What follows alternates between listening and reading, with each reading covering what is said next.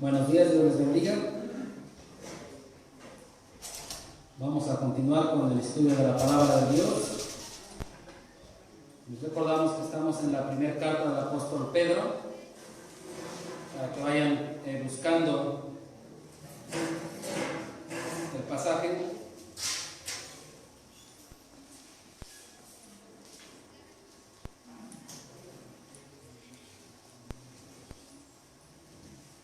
Si vamos a otros versículos, no se les olvide que siempre vamos a estar regresando a la primera carta del apóstol Pedro.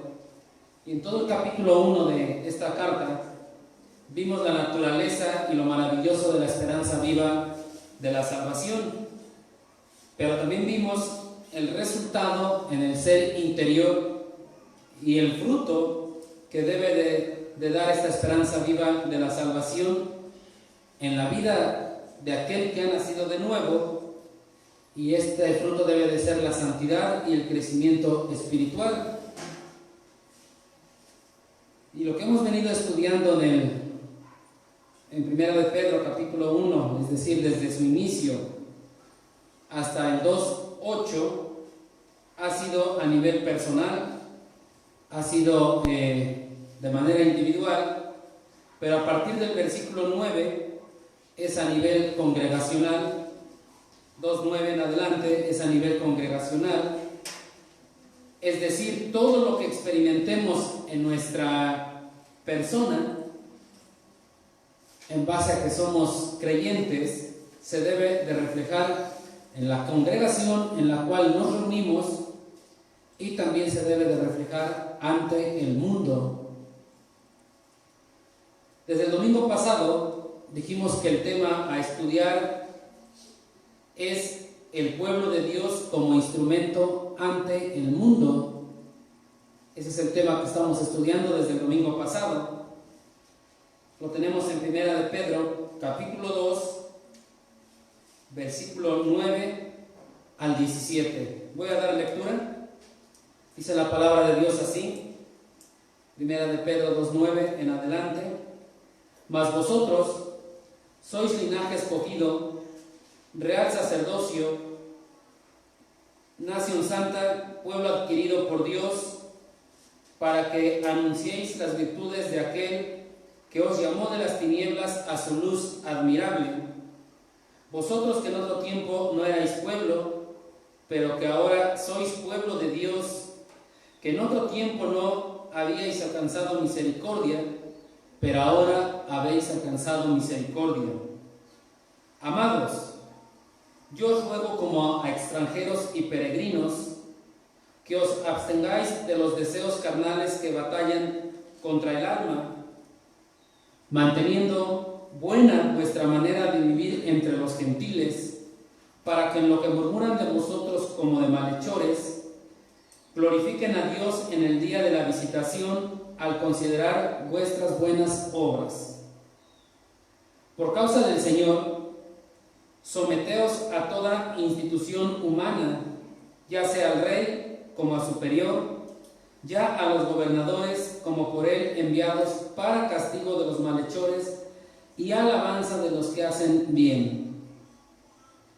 Porque esta es la voluntad de Dios, que haciendo bien hagáis callar la ignorancia de los hombres insensatos, como libres, pero no como los que tienen la libertad como pretexto para hacer lo malo, sino como siervos de Dios. Honrad a todos, amad a los hermanos, temed a Dios, honrad al Rey. Sin embargo, por la profundidad de los versículos que ya hemos leído, el domingo pasado únicamente analizamos versículos 9 y 10. El día de hoy vamos a abundar en los versículos del 11 al 17, esperando que el Señor Dios Todopoderoso nos permita terminar con este pasaje el día de hoy. Hermano Fernando, ¿encomiendas este tiempo en oración, por favor? Señor, te damos gracias, Padre, nuevamente por este tiempo que podemos estar en comunión como hermanos. Gracias por tu palabra, y ponemos en tus manos este tiempo que vamos a tener de estudio. Encomendamos en tus manos a nuestro hermano Jorge, que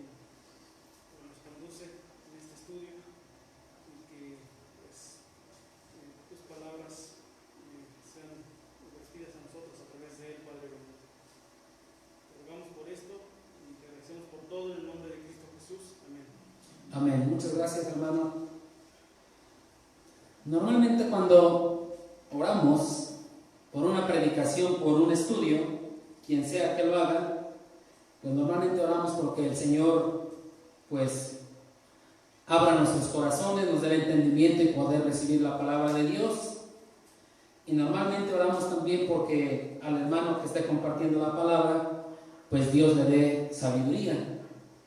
Sin embargo, creo que es importante retomar que desde este domingo deberíamos de orar por el hermano que va a predicar el siguiente domingo, para que durante la preparación Dios le dé la sabiduría. Es algo importante que es bueno que retomemos, para que de aquí en adelante pues siempre como congregación estemos orando por el mensaje del siguiente domingo. Es algo bueno, es algo importante y creo que debemos de hacerlo. Pero bueno, después de que se nos dice que somos linaje escogido, real sacerdocio, nación santa, pueblo adquirido por Dios, para anunciar las virtudes de aquel que nos llamó de las tinieblas a su luz admirable, se nos hace una exhortación a mantener buena nuestra manera de vivir para así poder glorificar a Dios. Lo que vamos a ver el día de hoy es precisamente esa exhortación que el Señor Todopoderoso, el Señor Dios Todopoderoso nos hace. Y la exhortación es honrar a Dios con nuestra vida, para que entonces como pueblo de Dios seamos utilizados como un instrumento de parte de Dios ante el mundo, que esa es la finalidad que debemos de tener como creyentes. El pasaje de hoy que ya leímos, Primera de Pedro 2, del 11 al 17, lo vamos a ver en dos partes. En la primera parte lo que vamos a ver es cómo el creyente debe de honrar a Dios. En la segunda parte vamos a ver cómo el creyente debe de honrar a las autoridades terrenales. ¿Qué es lo que vamos a ver el día de hoy? Entonces, la primera parte, cómo el creyente debe de honrar al Señor, lo tenemos en los versículos 11 y 12. Amados, yo os ruego como extranjeros y peregrinos que os abstengáis de los deseos carnales que batallan contra el alma, manteniendo buena vuestra manera de vivir entre los gentiles, para que en lo que murmuran de vosotros como de malhechores, glorifiquen a Dios en el día de la visitación al considerar vuestras buenas obras. Como siempre, nuestro Señor Todopoderoso, nuestro gran Dios, inicia diciéndonos: amados, amados. Y esta es una forma de demostrar que nos aprecia, es una forma de demostrar que nos ama, pero también es una forma de enfatizar que un deber cristiano no es fácil de llevar a la práctica. Un deber cristiano no es fácil de llevarlo a la realidad. Más en este contexto de esta carta, donde los creyentes eran perseguidos, los creyentes eran calumniados. Entonces, los creyentes destinatarios de esta carta estaban sufriendo realmente. Ellos estaban padeciendo persecución. No era algo tan fácil para ellos. Dice que se les trataba de vendepatrias, porque no le daban tributo al César. Dice que se les trataba de caníbales, porque retomaban las palabras de nuestro Señor Jesucristo para la cena del Señor, ¿no? Comed esto que es mi cuerpo, bebed esto que es mi sangre. Entonces decía que eran unos caníbales. Todo esto era lo que estaban viviendo los creyentes destinatarios de esta carta. Cualquier cosa mala que sucedía, los culpables eran ellos. Se les culpó del incendio de Roma y entonces eran perseguidos. Pero les dice: yo os ruego como a extranjeros y peregrinos. La Nueva Versión Internacional, yo os ruego, lo traduce también como yo exhorto como a forasteros y gentes de paso por este mundo, que sería lo equivalente a extranjeros y peregrinos. Para la palabra ruego en este caso En la versión que la mayoría de nosotros tenemos, se usa el griego parakleto, que es el mismo que se usa para exhortar.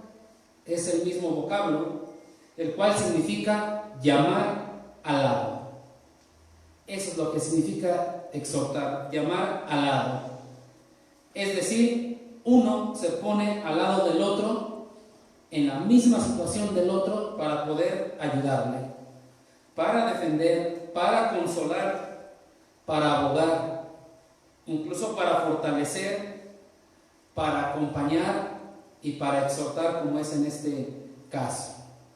Siempre esa era la finalidad, de poder exhortar, de poder fortalecer, de poder ayudar al hermano, y vas y te pones uno al lado del otro. Entonces Pedro pues está al lado de ellos, Pedro está ahí con ellos, y por eso les dice: amados, yo os ruego. Vean cómo lo traduce la Reina Valera, ¿no? Yo os ruego.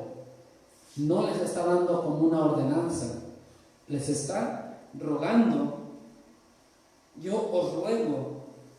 Y lo que tenemos aquí con ese amados y yo os ruego es una exhortación, entonces, con amor. Es una exhortación de parte de Dios, que está demostrando el amor anticipadamente, y dice: amados, yo exhorto. Amados, yo os ruego.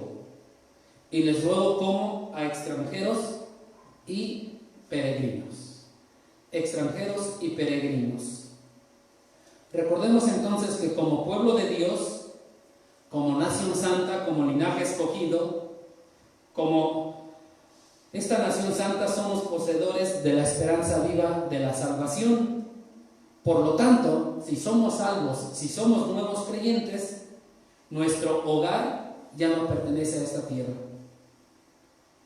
En esta tierra somos extranjeros y peregrinos. Nuestra ciudadanía ya no pertenece a esta tierra. Aquí somos extranjeros y aquí somos peregrinos. No somos otra cosa. La palabra extranjeros en su equivalente es forasteros, y esta palabra extranjero denota el estado legal que carece de los privilegios que comporta la ciudadanía de un país. El extranjero o el forastero no tiene los mismos derechos que un ciudadano legal de determinado país. Su nombre lo dice y es muy claro: es un forastero. No tiene esos privilegios. Puede vivir cierto tiempo en determinado lugar, pero sigue siendo un forastero o sigue siendo un extranjero. Tal vez puede adoptar ciertas prácticas y costumbres de ese lugar, pero nunca va a obtener la ciudadanía, porque esa es una persona ajena a ese determinado lugar. Entonces va a seguir siendo extranjero. Si adopta ciertas prácticas, ciertas costumbres, en apariencia pudiéramos llegar a decir que es de ahí, pero sigue siendo un extranjero. Y es muy fácil detectar cuando alguien es extranjero. Es muy fácil detectar cuando alguien es forastero, ¿no? Por su forma de hablar, por su forma de vestir, por lo que dice, su forma de actuar. Y es muy fácil decir: este no es de aquí, este no pertenece aquí, este no es mexicano, es de algún otro lugar. Es muy fácil detectarlo. ¿Nos detectarán así en el mundo? Porque nosotros somos peregrinos y extranjeros. Ahora, la palabra peregrinos nos indica una situación de paso. Una situación de paso por un país donde se reside temporalmente. Únicamente es un tiempo, es un peregrinaje. Vas peregrinando, vas avanzando y te toca pasar ahí. De hecho, la Nueva Versión Internacional dice: yo os exhorto como a forasteros y gentes de paso por este mundo. Entonces somos personas de paso por este mundo. No es nuestra residencia aquí, no es nuestro hogar aquí, simplemente vamos de paso por este mundo. En esta tierra únicamente somos extranjeros, somos peregrinos, somos forasteros que vamos de paso. Estamos aquí peregrinando, simplemente vamos pasando, y es como cuando vas en un largo viaje de 2-3 días, vas manejando, tal vez vas con tu familia, pero es un viaje de 2-3 días, llega la noche y normalmente lo que haces es buscar un hotel donde poder alojarte, donde dormir esa noche, porque el siguiente día vas a continuar con tu viaje. Tu viaje tiene un destino, tú tienes algo en la mente a dónde vas a llegar. Entonces haces una pausa para descansar, para dormir, y sabes que vas a continuar en tu viaje porque tienes que llegar a ese destino. Pero mientras estás en esa recámara, comienzas a mover los muebles, acomodas la cama para otro lado, lo que hay en esa recámara comienzas a moverlos, cambias las cosas, tal vez te pones a pintar ese cuarto porque no te gusta el color, acomodas tus cosas personales, quitas los cuadros de la pared que están decorando y colocas tus fotos, las fotos de tu familia. ¿Lo haces esto en un cuarto o recámara de hotel? ¿Lo haces? No. ¿Por qué? Porque sabes que vas de paso, porque no es mío. Sabes que vas de paso. Por el momento lo único que quieres hacer es descansar, es dormir para continuar con tu viaje. El otro ejemplo es cuando llegas a una casa de visita, haces lo mismo del hotel. Llegas a la casa donde estás de visita y les dices a los dueños: este cuadro no me gusta, aquí quítalo, voy a poner mi foto. Tu cocina no me gusta cómo está organizada, vamos a quitar este mueble y lo vamos a pasar de este lado. No cambias las cosas normalmente, no mueves los muebles. Es más, no llegas con toda tu ropa y dices al dueño: quita tus cosas, quita tu ropa porque voy a acomodar la mía y la voy a guardar. Voy a colocar mis cosas personales. ¿Por qué no lo hacemos? Porque vamos de paso. Simplemente eres una visita que llegó ese día a esa casa, pero te vas a ir. Y así debemos de ser nosotros en este mundo. Vamos simplemente de paso. Así lo debemos de hacer nosotros en este mundo. Estamos peregrinando y el destino de nuestro viaje es llegar a nuestro hogar celestial. Aquí únicamente vamos de paso. Es decir, lo que estamos viviendo aquí es algo temporal. Cierto tiempo nada más. No podemos adaptarnos a este mundo. No podemos hacer lo que se hace en este mundo. No podemos vivir como se vive en este mundo. Y alguien va a decir: vivimos en este mundo. Y ciertamente vivimos en este mundo, pero no pertenecemos a este mundo. Entonces no podemos actuar como los que viven en este mundo. Tal vez retomamos ciertas actividades, como nuestro trabajo pudiera ser una actividad, como nuestra escuela. Retomamos ciertas actividades, incluso tal vez retomamos ciertas actitudes de este mundo. Puede ser, pero debemos de tener cuidado que no sean en contra de nuestra ciudadanía que está en los cielos. Eso sí debemos de tener mucho cuidado, porque tal parece que no reconocen que somos forasteros. Yo les decía hace rato, de inmediato en determinado lugar nos percatamos cuando alguien no es de aquí, por su color de piel tal vez, por su estatura, por su forma de hablar. Hay algo que lo hace diferente y decimos: él es un extranjero, él es un forastero que no pertenece a este lugar. Lo identificamos. Aquí la pregunta es para reflexión personal: ¿los del mundo nos identificarán como forasteros, como extranjeros? ¿O nos revolvemos con ellos y nos perdemos con ellos y somos igual que ellos? Ellos dirán: como que este no es de aquí, como que este no pertenece aquí, como que es un extranjero, no sé qué hace aquí, como que anda perdido, ¿no? O nos ven igual que ellos, porque actuamos igual que ellos, porque hacemos lo mismo que hacen ellos, porque hablamos igual que ellos. ¿Qué verán ellos en nosotros? Vayamos por favor a Filipenses capítulo 3, no pierdan primera de Pedro.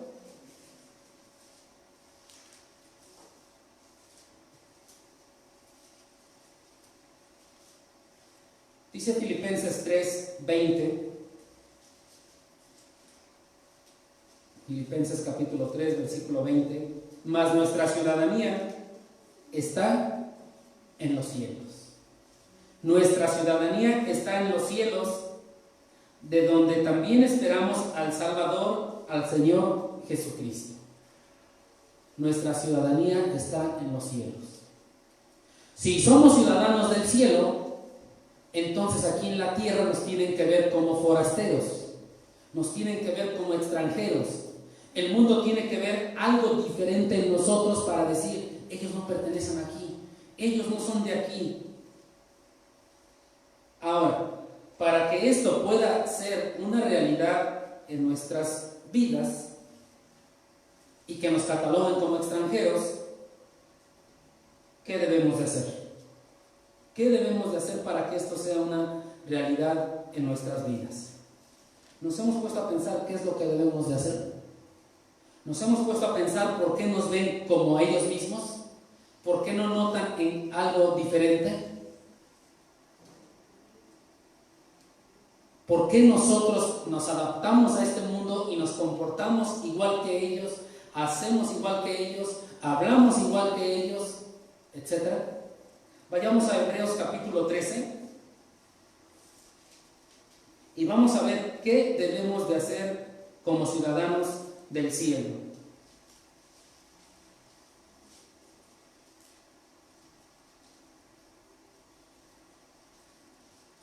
Y nos dice la palabra de Dios en Hebreos 13:13,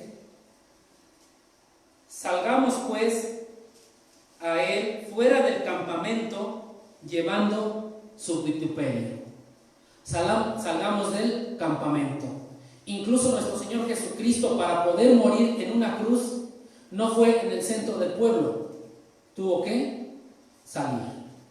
Tuvo que ser afuera. Salgamos pues.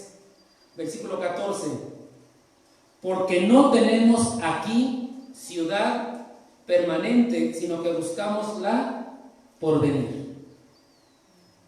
Entonces tenemos que salir del mundo, tenemos que dejar de adaptarnos al mundo, tenemos que vivir como ciudadanos del cielo.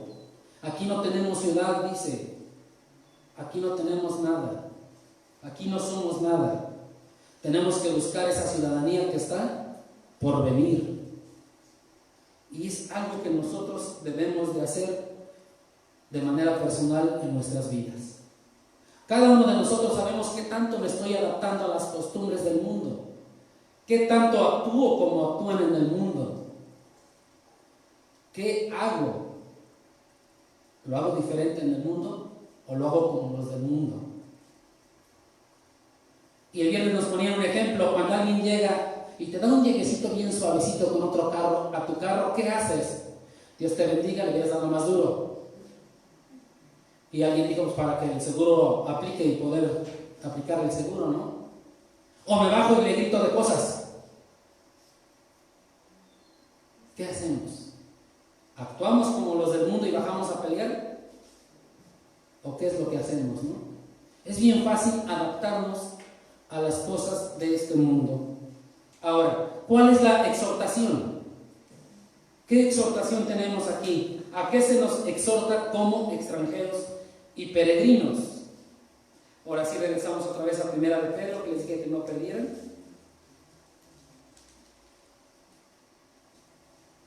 Versículo 11, se nos exhorta a que os abstengáis de los deseos carnales que batallan contra el alma. Esa es la exhortación.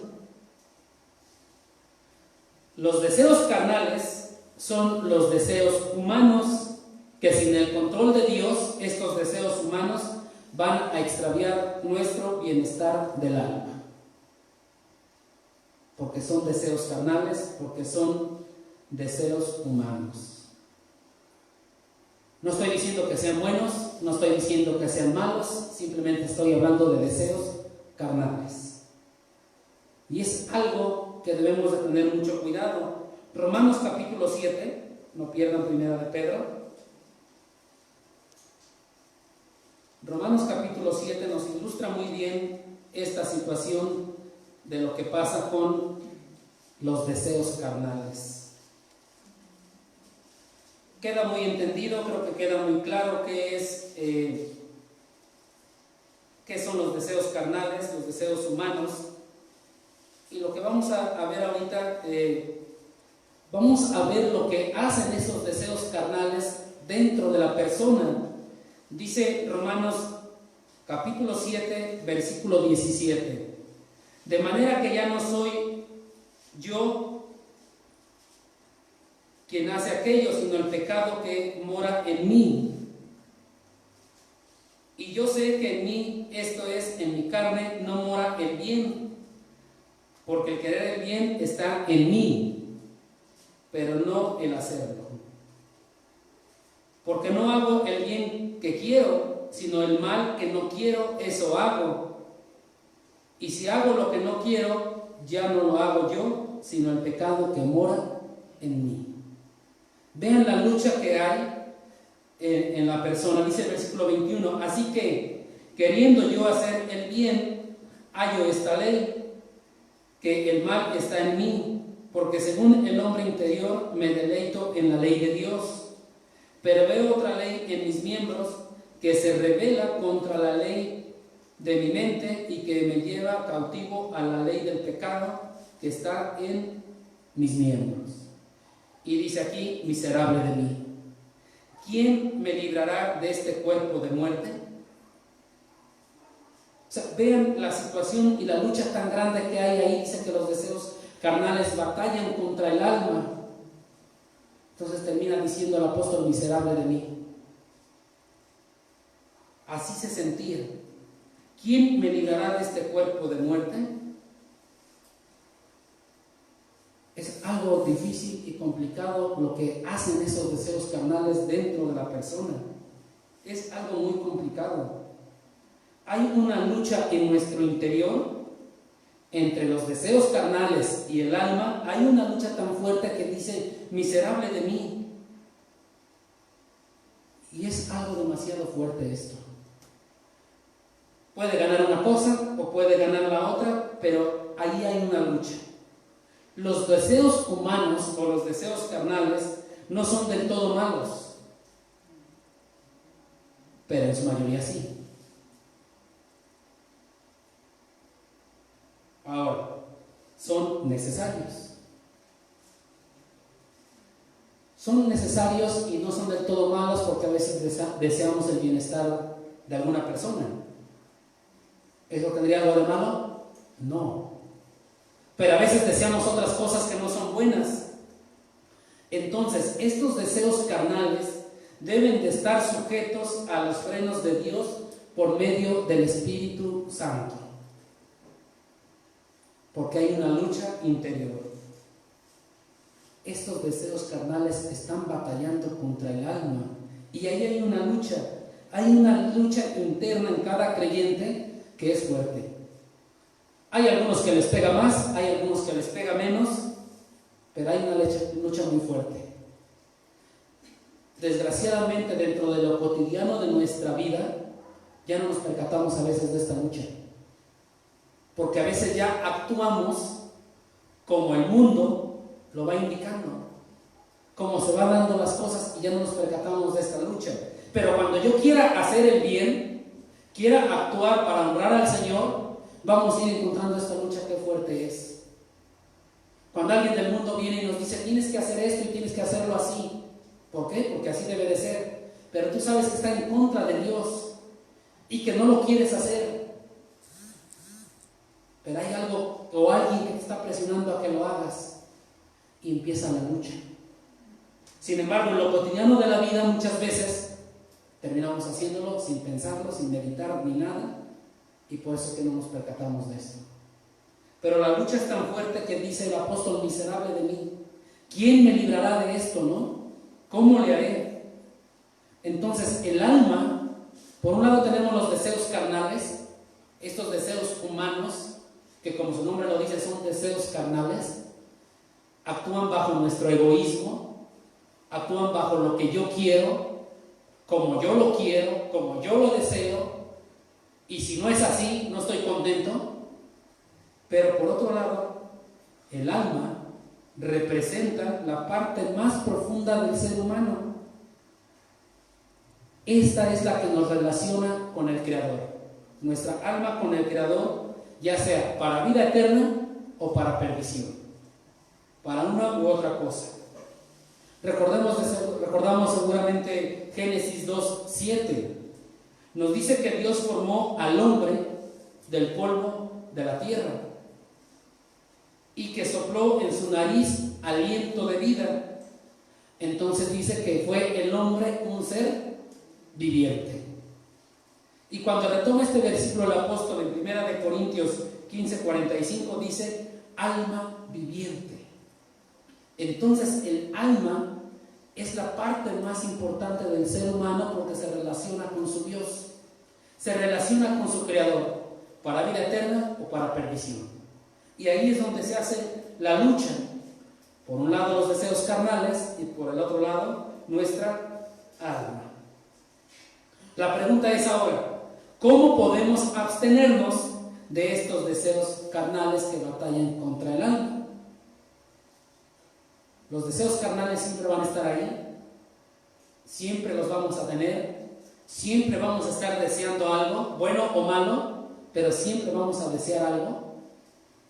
¿Cómo puedo entonces abstenerme de estos deseos carnales?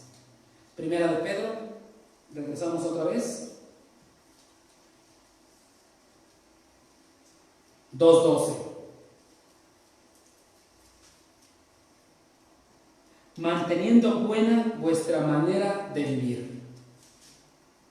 Manteniendo buena nuestra manera de vivir entre los gentiles. Aquí la palabra buena indica una conducta honorable.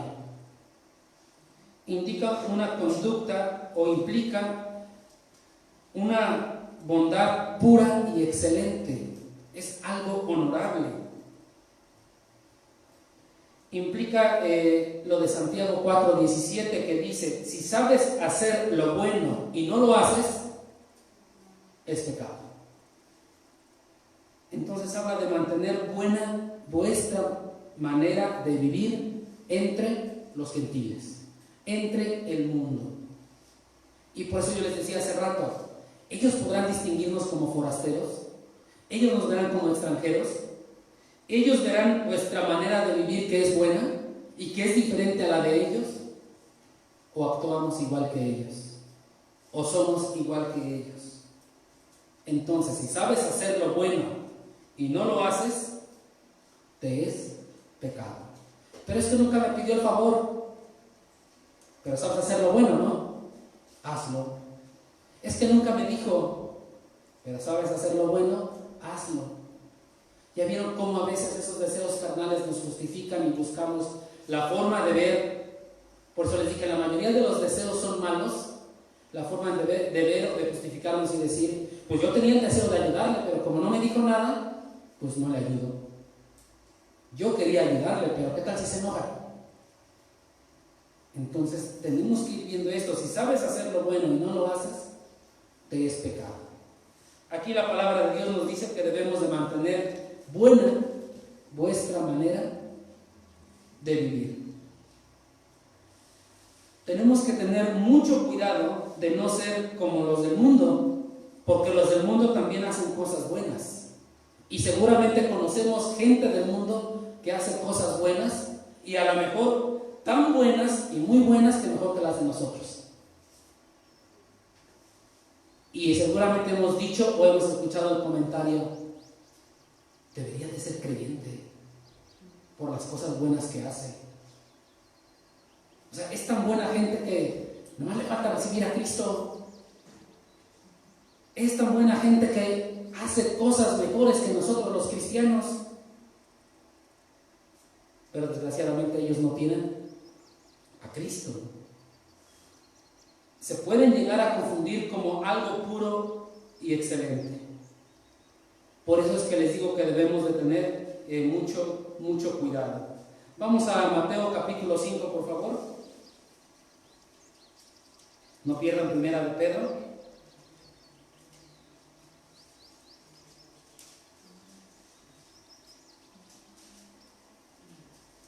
entonces en el mundo vamos a encontrar personas que hacen cosas muy buenas y tal vez mejor que las de nosotros.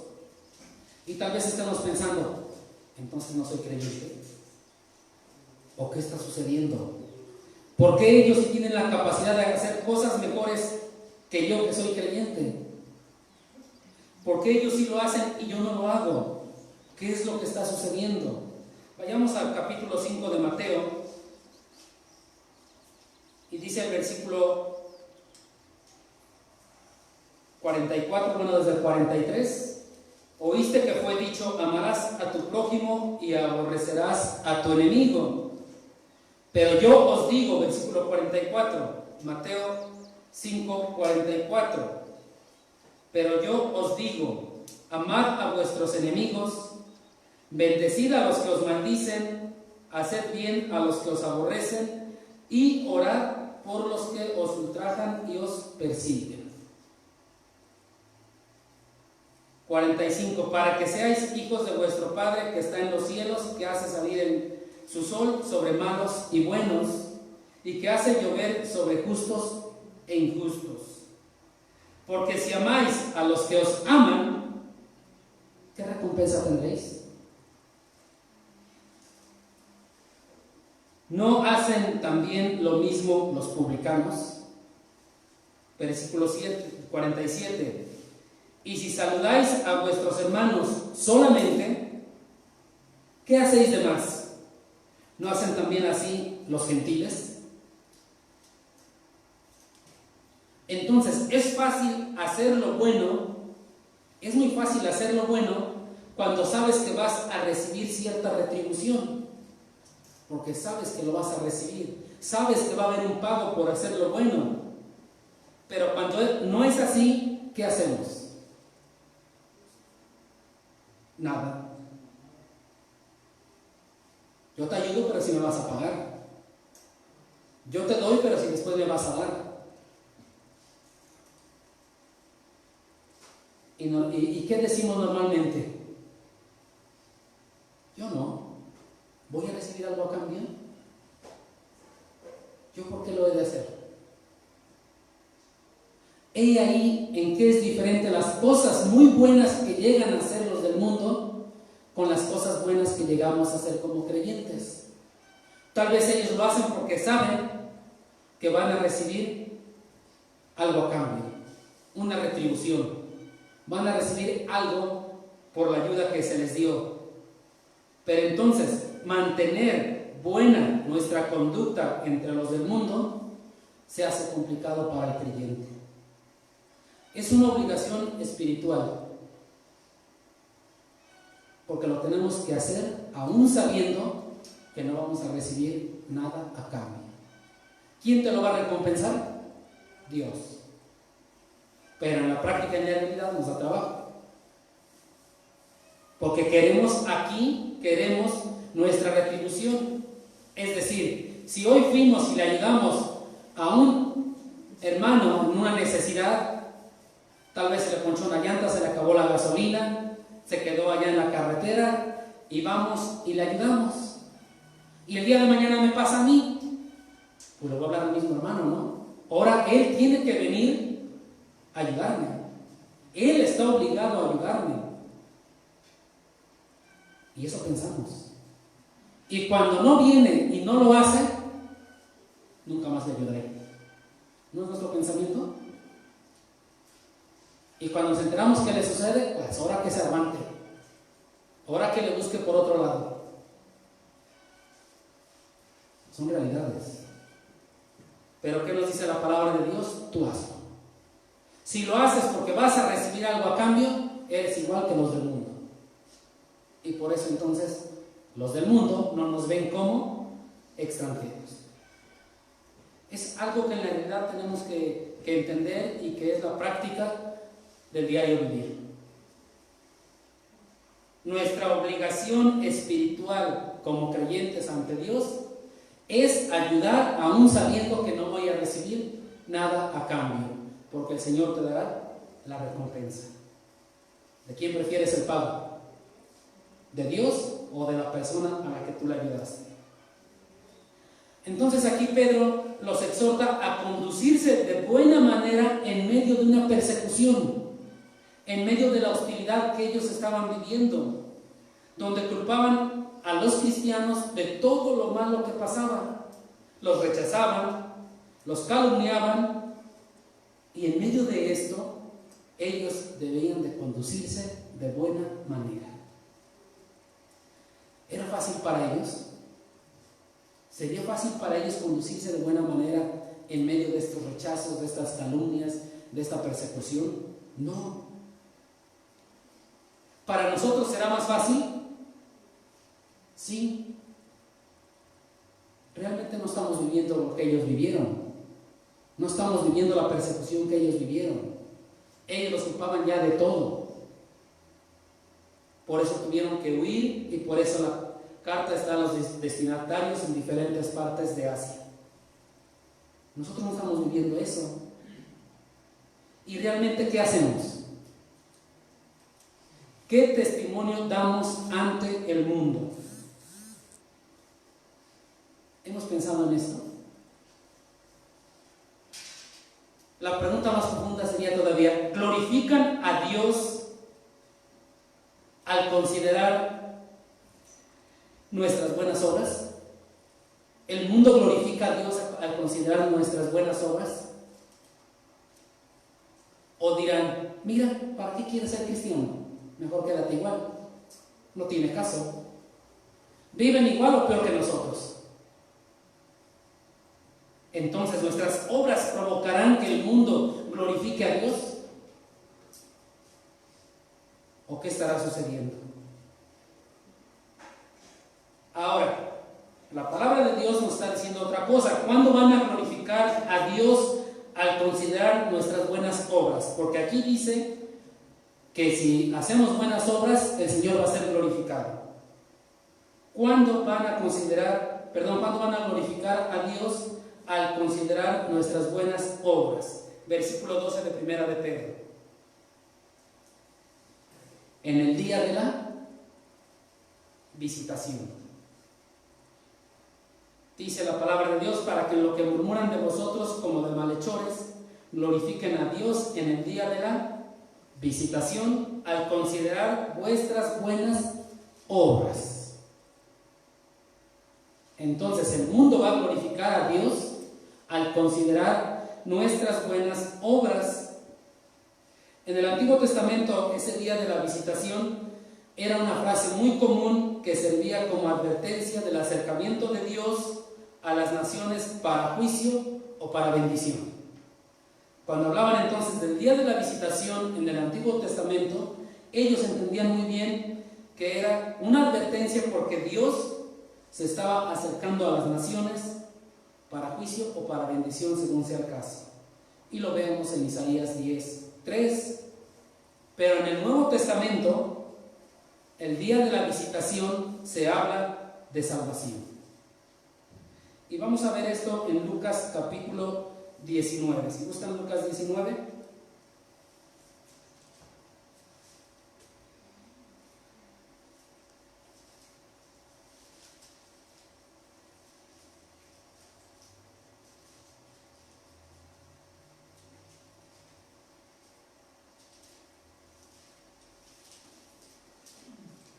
Vamos a ver entonces cómo en el Nuevo Testamento el día de la visitación nos habla de salvación. Hay muchos versículos, Lucas nos menciona muchos de estos, pero vamos a ir únicamente a uno de Lucas que está en el capítulo 19, en el versículo 44, pero vamos a iniciar desde el 41.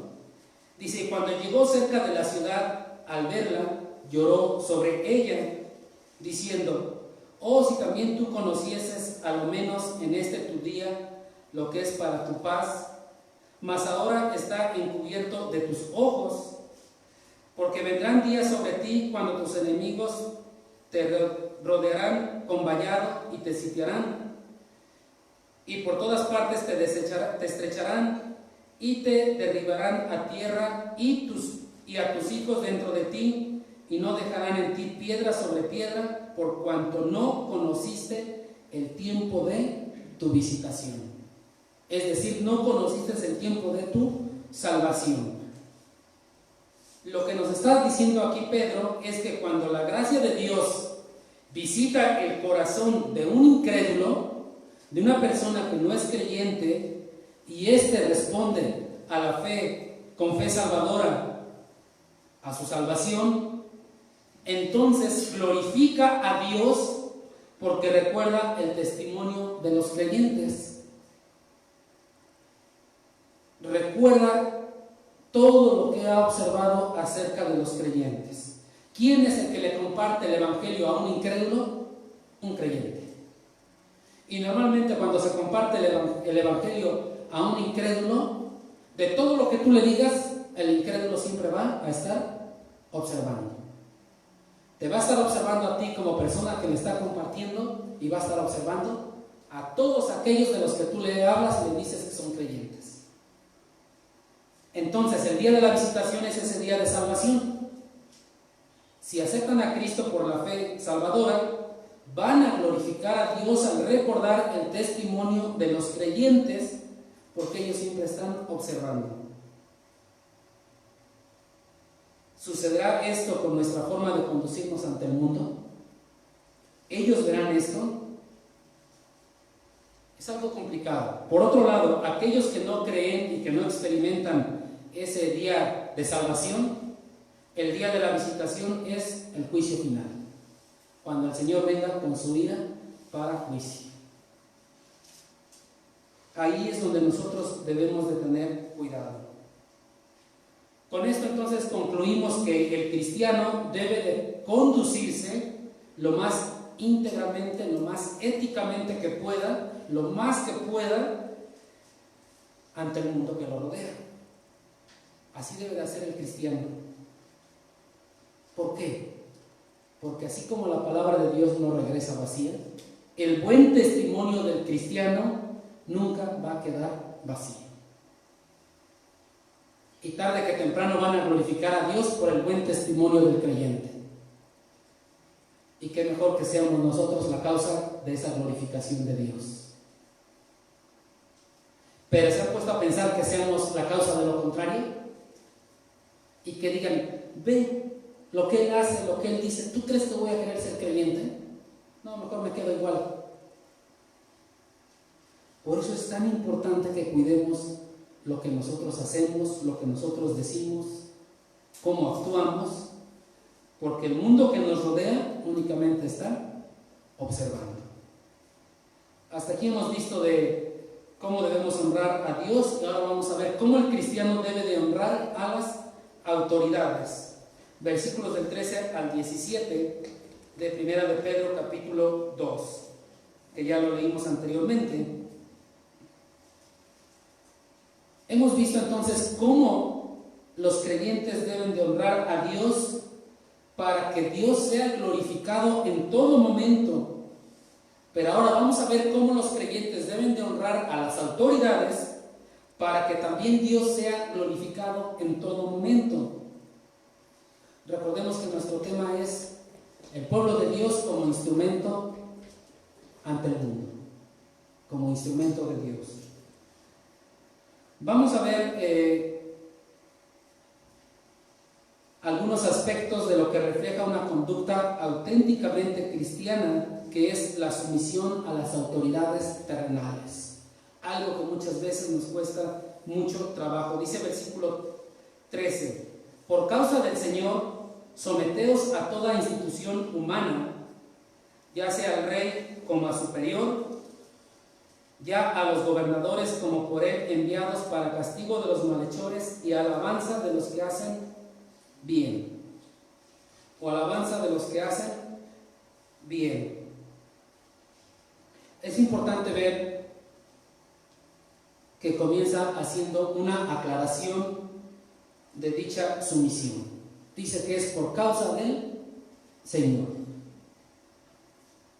Humanamente y en nuestra carne, la inclinación natural que tenemos es rebelarnos contra las autoridades. Y no solamente a las autoridades civiles y judiciales, muchas veces a las autoridades eclesiásticas también. No estamos de acuerdo, criticamos a los gobernantes, incluso nos burlamos, En el sexenio pasado nos burlábamos mucho. Y ya no me recuerdo bien la burla, pero era algo así de que 5 minutos no, o eran que 3 minutos menos, ahora 5. Y nos burlábamos tan común como se burlan los del mundo, y lo hacíamos como creyentes. ¿Y qué está pasando entonces? ¿Ya vieron que es bien fácil desobedecer? Y así lo decíamos. Y por gran tiempo, en el mundo y en la iglesia, teníamos mucho ese dicho. Como 3 minutos, no menos 5. Y nos burlábamos y nos reíamos. Y se reía el que lo decía y se reía los que escuchábamos. Y era algo tan normal y tan común. Y es tan fácil rebelarnos, es tan fácil faltarle al respeto. Por esto es la aclaración: a causa del Señor. Y si habla que la causa es el Señor, entonces esto implica un motivo sobrenatural de conducta, porque la causa es el Señor. De tal manera que nos sometemos a toda institución humana siempre y cuando no rebase los mandatos de Dios. Recordemos que toda autoridad procede de Dios. Toda autoridad procede de Dios. Vayamos a Romanos 13.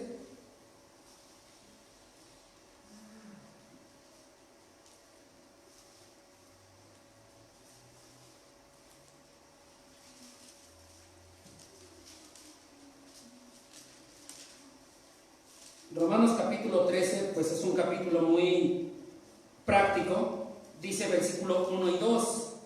Sométase toda persona. ¿Quién se va a someter? Toda persona a las autoridades superiores.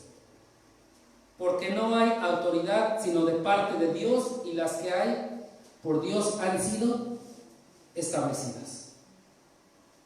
2. De modo que quien se opone a la autoridad, a lo establecido por Dios, resiste, y los que resisten acarrean condenación para sí mismos. Entonces nuestra obligación es someternos a toda autoridad humana. Versículo 3. Porque los magistrados no están para infundir temor al que hace el bien, sino al malo. ¿Quieres pues no temer a la autoridad? Haz lo bueno y tendrás alabanza de ella. Porque es servidor de Dios para tu bien, pero si haces lo malo, teme, porque no en vano lleva la espada, pues es servidor de Dios, vengador para castigar al que hace lo malo. Y Pedro, en el capítulo 2, versículo 14, lo vuelve a decir, ¿no? Y a los gobernadores como por él enviados para castigo de los malhechores y alabanza de los que hacen bien. Entonces Pedro está reafirmando esto. Por tanto, no someternos o estar no someternos a la autoridad es estar en contra de Dios. Burlarnos de nuestros gobernantes, como normalmente lo hacemos, es burlarnos de Dios, porque la autoridad es establecida por Dios. Debemos de tener mucho cuidado y no actuar como los del mundo. Esta burla que les he hecho mención en el mundo fue algo clásico y normal por meses, y desgraciadamente en la iglesia también lo decíamos normalmente por meses. Y tal parece que nos estamos burlando y no hemos alcanzado a dimensionar que nos estamos burlando de Dios. Al contrario, ¿qué debemos de hacer por nuestros gobernantes, sea quien sea? Orar por ellos, pedir por ellos, clamar por ellos. Pero desgraciadamente nos dejamos llevar por el mundo, y si el mundo se burla de los gobernantes, pues también nosotros nos burlamos de los gobernantes. Es una autoridad puesta por Dios. Eso nos debe de quedar muy claro. Por eso en un inicio les decía, el mundo nos ve diferentes a ellos.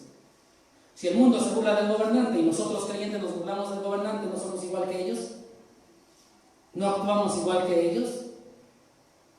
Pero si realmente somos salvos, entonces voy a cambiar mi conducta, porque la palabra de Dios lo enseña, ¿no?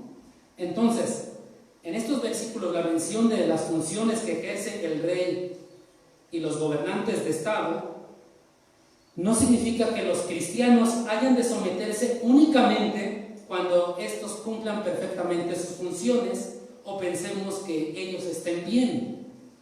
El creyente está obligado a someterse a las autoridades mientras no se les quiera forzar a hacer algo en contra de la voluntad de Dios. Mientras todo esté dentro de la norma de Dios, nuestra obligación es someternos a los gobernantes.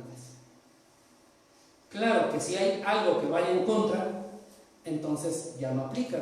Y lo hemos visto en Hechos capítulo 4, 19 y 20, capítulo 5, versículo 29, cuando les dicen, ¿es necesario someternos primero a los hombres antes que a Dios?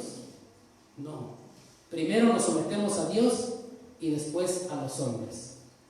Pero si las autoridades terrenales están bajo los mandatos de Dios, no hay excusa ni pretexto. Nos tenemos que someter a las autoridades. Solamente lo autoriza la palabra de Dios cuando están rebasando los estatutos de Dios. Ahí entonces no nos sometemos. Pero mientras sea así, tenemos que obedecerles. Estamos hablando de autoridades terrenales. Después en el versículo 15 y 16 de Primera de Pedro, capítulo 2, dice: porque esta es la voluntad de Dios, que haciendo bien hagáis callar la ignorancia de los hombres insensatos, como libres, pero no como los que tienen la libertad como pretexto para hacer lo malo, sino como siervos de Dios. En estos versículos se nos mencionan dos razones, ambas expresan la voluntad de Dios, por las cuales debemos de someternos. Ya vimos una, es a causa del Señor, y nos debemos de someter a toda institución humana. La primera es por la eficacia del buen testimonio. Dice el versículo 15: hacer el bien para callar la ignorancia de los hombres insensatos. Nuestra obligación entonces es hacer el bien. Esa es nuestra obligación espiritual. Tal vez ellos van a seguir hablando y tal vez van a hablar mal de nosotros. No lo vamos a poder impedir. No le podemos decir a la gente: cállate y no hables mal de mí. Pero lo que sí podemos hacer es dejarles sin base de lo que ellos están diciendo. ¿Y con qué lo vamos a hacer? Con nuestro buen testimonio. En esto nosotros debemos de ocuparnos. Seguramente recordamos en Mateo 22:34 cuando el Señor hizo callar por sus hechos simplemente a los escribas y fariseos. Ellos siguieron buscando la forma de atacarle. Es decir, no se callaron, siguieron buscando, pero se quedaron sin argumento.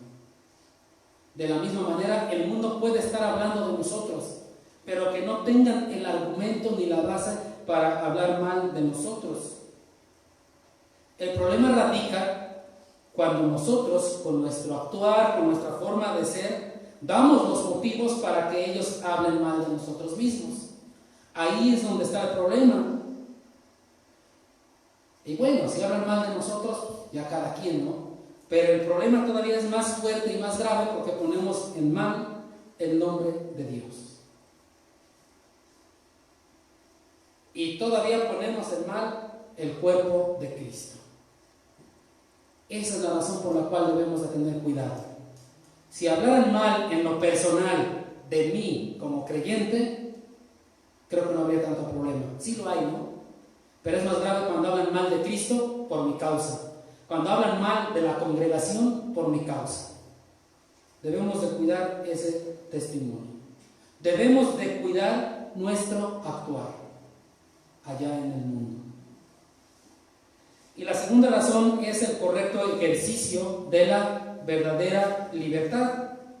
Dice el versículo 16. Debemos de cuidar este ejercicio de la libertad. Los creyentes debemos de disfrutar esa libertad en Cristo. Tenemos gran libertad en Cristo, debemos de disfrutarla, pero no debemos de usarla para hacer lo malo. Tenemos que gozar de la libertad. Debemos de actuar como siervos de Dios y no como esclavos del pecado, que es algo en lo cual nosotros a veces lo estamos haciendo mucho. debemos de aprender a hacer esto.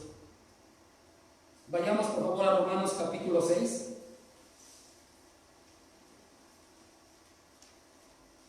Debemos entender entonces que la libertad que Dios nos da no es como la licencia o la cobertura para que podamos hacer lo malo.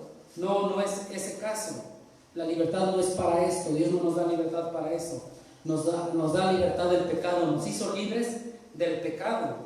Ahí es donde debemos de tener mucho cuidado. Dice Romanos capítulo 6, versículos 11 y 12. Así también vosotros consideraos muertos al pecado, pero vivos para Dios en Cristo Jesús, Señor nuestro. No reine pues el pecado en vuestro cuerpo mortal, de modo que lo obedezcáis en sus concupiscencias. Nos debemos de considerar muertos al pecado y vivos para Cristo. El pecado no debe de reinar más en nuestras vidas. Más adelante en el versículo 17, pero gracias a Dios que aunque erais esclavos del pecado, habéis obedecido de corazón aquella forma de doctrina a la cual fuisteis entregado, y libertados del pecado, vinisteis a ser siervos de la justicia.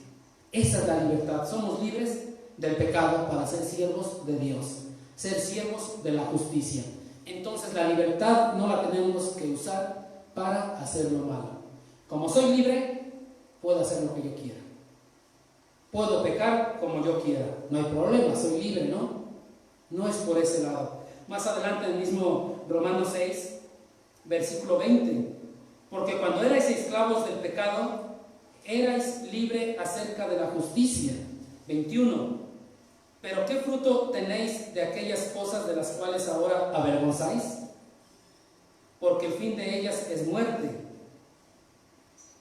Mas ahora que habéis sido libertados del pecado y hechos siervos de Dios, tenéis por vuestro fruto la santificación, la cual debemos de buscar cada quien, y como fin la vida eterna, porque la paga del pecado es muerte, mas la dádiva de Dios es vida eterna en Cristo Jesús, Señor nuestro. Entonces el pecado debe de ser retirado de nuestras vidas. Somos libres del pecado, somos libertados del pecado, pero pasamos a ser siervos de la justicia, siervos de Dios. Y esa libertad no la podemos ocupar para hacer lo malo. Es una libertad que debemos de usar como siervos de Dios. ¿Y un siervo de Dios qué hace? Servirle a Dios. Para eso es la libertad. Versículo 17 de Primera de Pedro.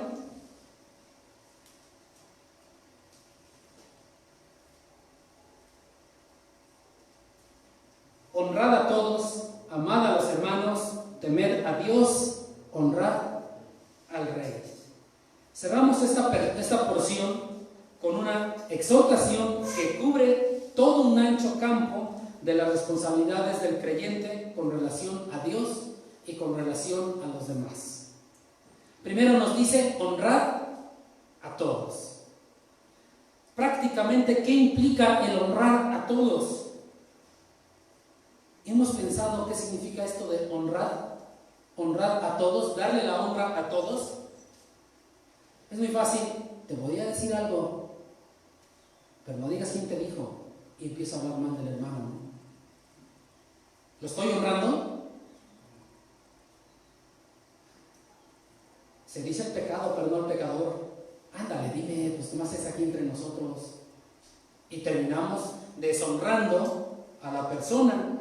Honrar se refiere a tener en alta estima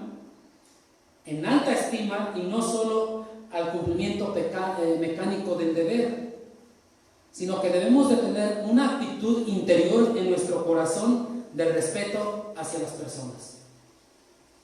En todo momento tenemos que estimar a aquellos como superiores a nosotros mismos. Tenemos que darles esa honra, los tenemos que respetar como personas que son. Por eso aquí nos dice honrar a los hermanos de la iglesia nada más.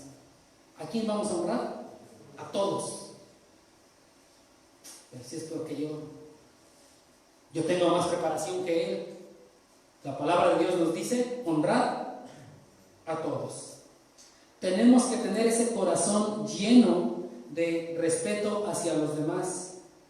Tenemos que hacerlo por causa del Señor. Si se dan cuenta, todo fue por causa del Señor. La otra parte dice, amar a los hermanos. Ahora sí hace referencia a los hermanos. Pedro viene siempre enfatizando mucho el amor entre hermanos. ¿Por qué enfatizará tanto el amor entre hermanos? Si los hermanos son santos. ¿O no dice? Sed santos porque yo soy santo. ¿No dice esto? Si los hermanos son llenos de oración, llenos de amor, por naturalidad los voy a amar. Sin embargo, el apóstol viene enfatizando mucho el amor entre hermanos. ¿Acaso falta amor entre hermanos? ¿Acaso no se da el amor entre hermanos? ¿Qué es lo que está sucediendo entre los hermanos? ¿Por qué aquí sí enfatiza amar a los hermanos? En la práctica, ¿será más fácil amar a los hermanos o a un hermano que amar a alguien del mundo? ¿Qué es lo que sucede en la realidad y en la práctica? Para mí es más fácil amar a alguien del mundo que amar a un hermano, o lo contrario.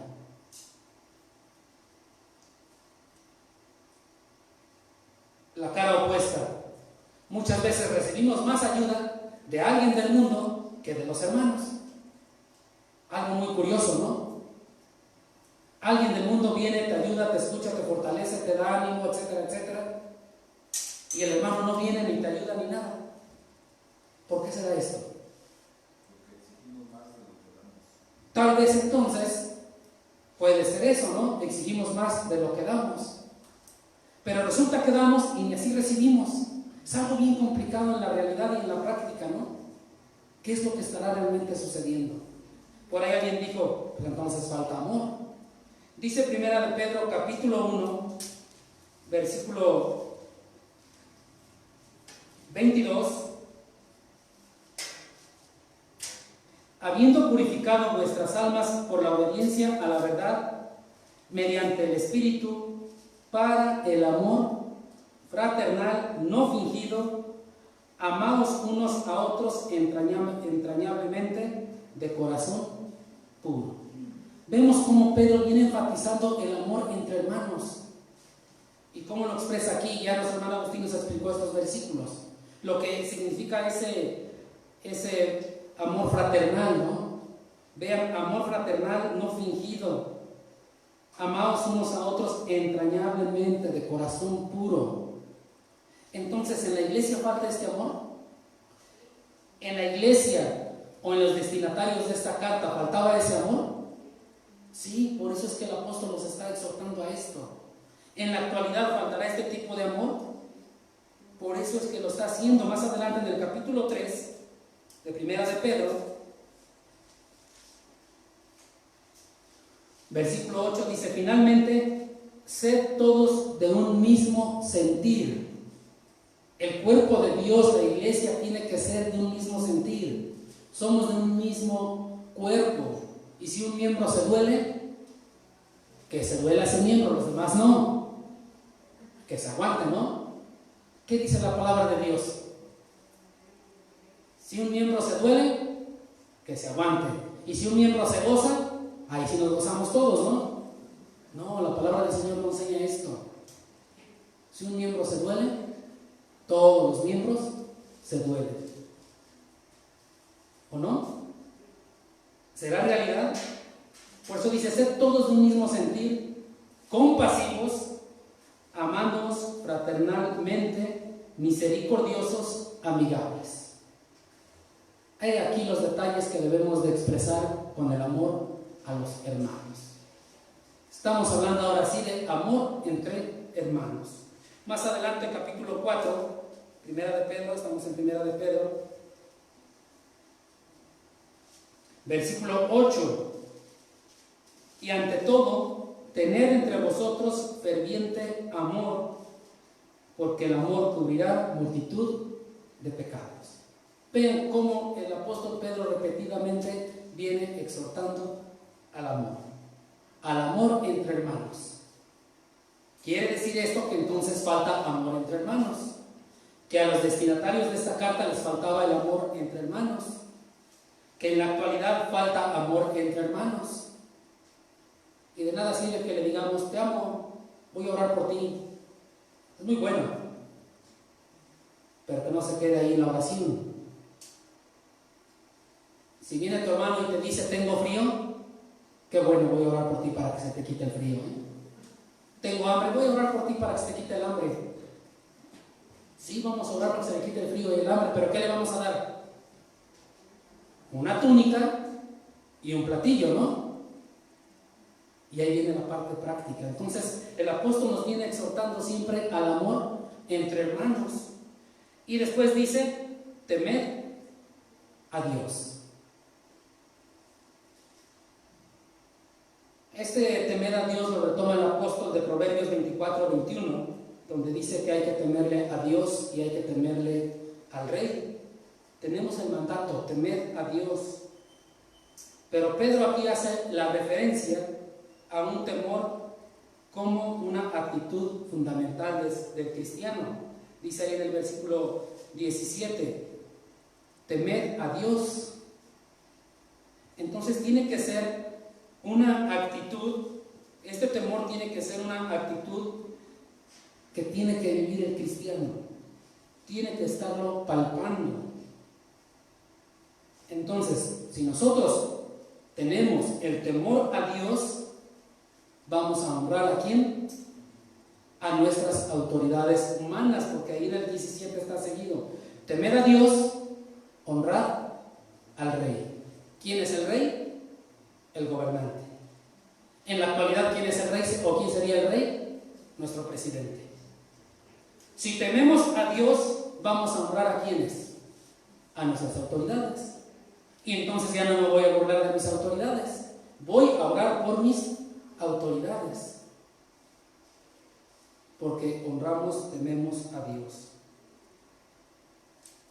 Entonces, para terminar, es necesario aclarar que nuestro temor debe de ser exclusivamente para Dios. Vamos a Mateo capítulo 10.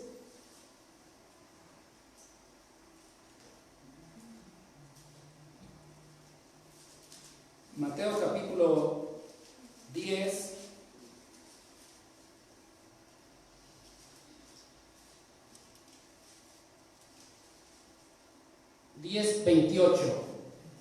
Mateo 10:28. Y no temáis a los que matan el cuerpo, mas el alma no pueden matar. Temed más bien a aquel que puede destruir el alma y el cuerpo en el infierno. Nuestro temor tiene que ser exclusivamente a Dios. Y si nuestro temor es exclusivamente a Dios, entonces seremos ese instrumento que Dios va a utilizar ante el mundo. Y entonces el mundo glorificará a Dios. Antes de orar, vamos a hacer un comentario a nuestro hermano Cornelio y ya oramos para terminar. No también burlar a las autoridades incluye tratar de violar la ley, por mínimo que sea. O sea, porque burlarse es burlar la autoridad, es tratar de violar la ley. Sí, cuando yo hablé de burlarnos de las autoridades, a lo mejor lo hice en un ejemplo muy sencillo y muy práctico, en el cual ha sido muy común incluso en nuestra iglesia, pero cuando estoy ahí en el semáforo que está en rojo, volteo para todos lados y sigue en rojo y me paso. ¿Es correcto? Pero no venía nadie. ¿Es correcto? Entonces nos estamos burlando también, ¿no? Sí, a veces nos pasa esto, ¿no? Sí, hacen cosas mucho más sencillas, ¿no? Pagar la luz, el agua, si tenemos coche, Impuestos, cosas muy sencillas. Sí, es algo, burlarnos de la autoridad es muy fácil, muy sencillo. Puse ese ejemplo nada más porque era muy común aquí, fue muy común, pero hay infinidad de formas de burlarnos, ¿no? Ese es donde tenemos que tener cuidado, ¿no? Así que nos ponemos de pie para orar.